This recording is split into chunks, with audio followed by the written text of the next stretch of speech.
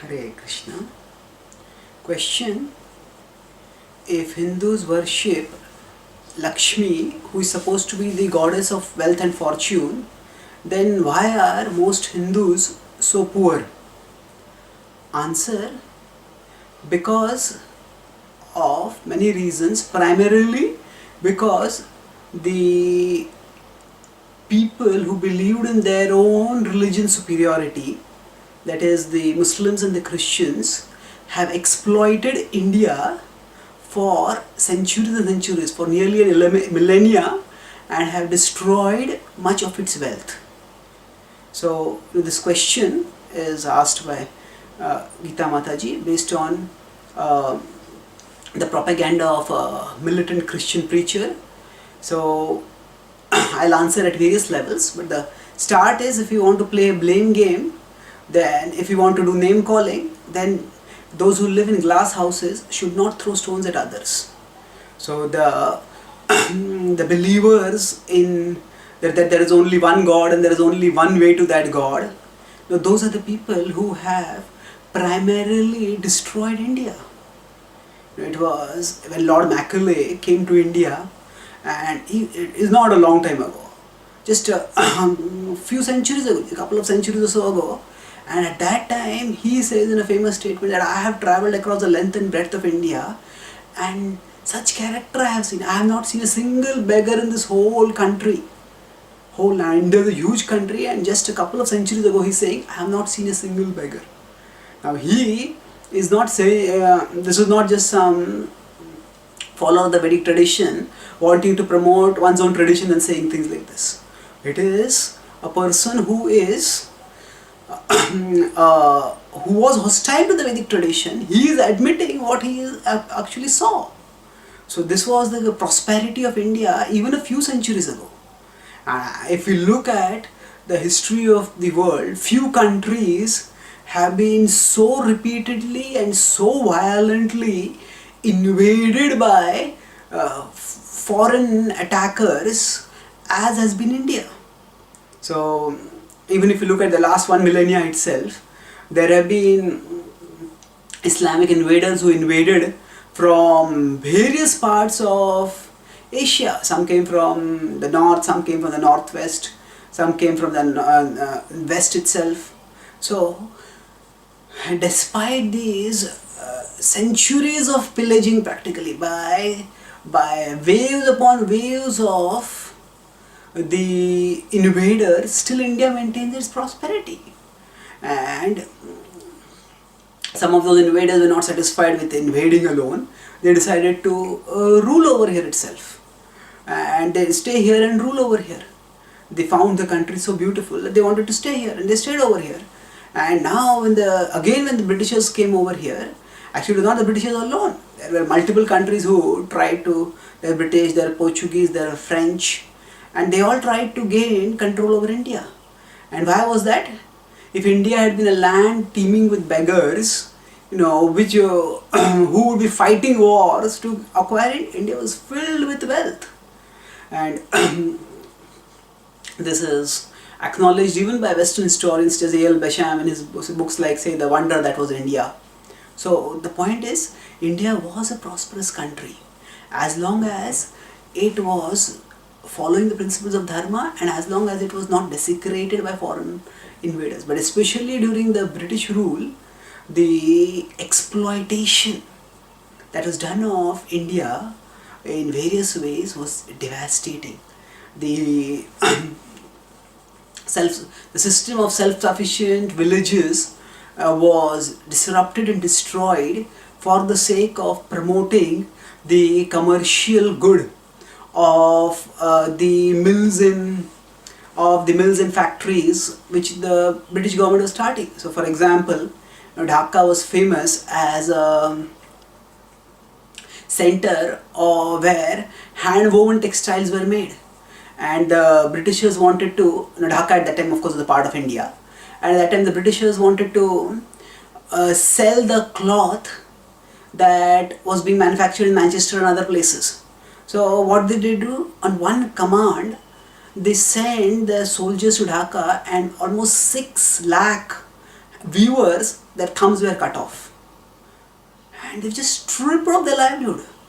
And then these are just some examples of the ways in which the natural economy and self-sufficiency of the Indian system, which was the basis of its prosperity, was disrupted and even devastated.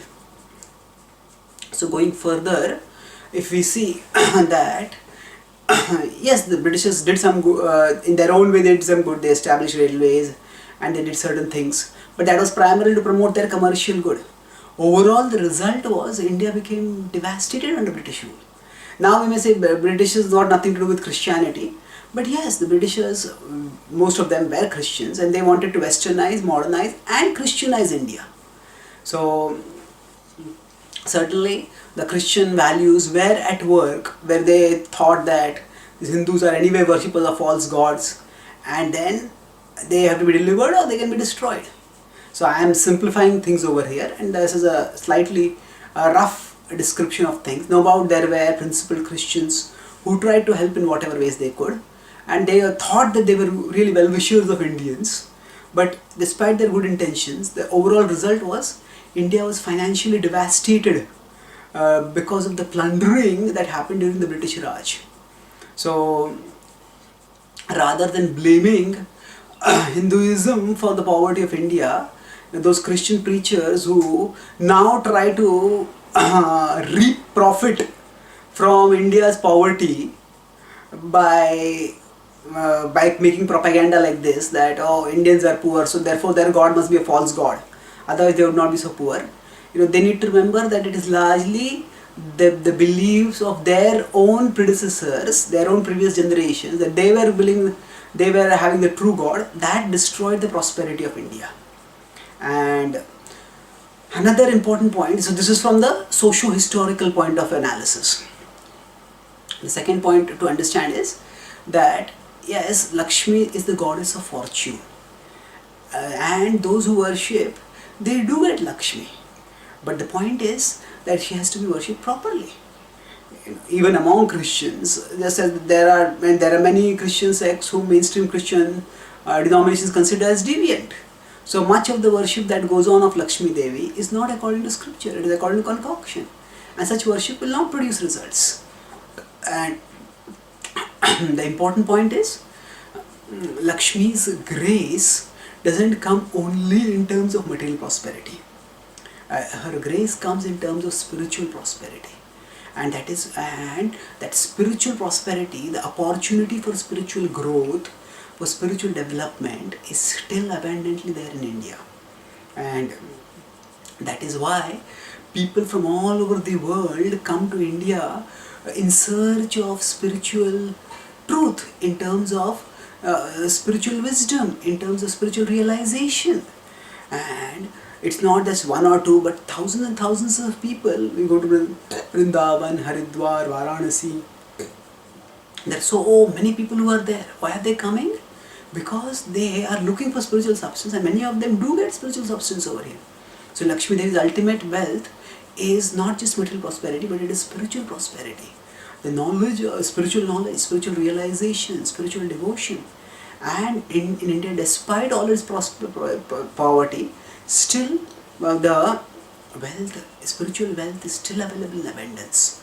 And one aspect of worshipping God is also to do one's duty. So actually it's not just that we worship Lakshmi and get everything magically.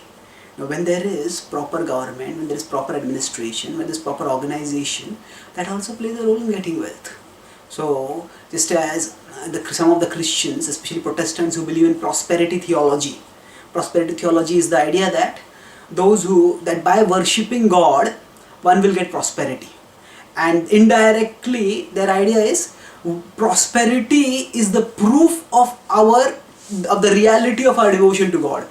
Because we are devoted to God, so because we are prosperous, that means we are actually devoted to God, and our God is a true God, and He has granted us prosperity.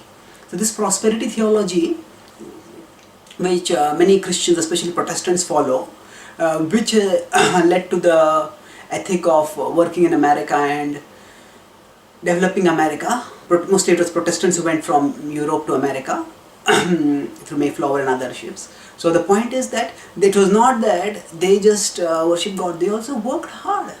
They were good organizers, and it was organization and planning which led to the development of America.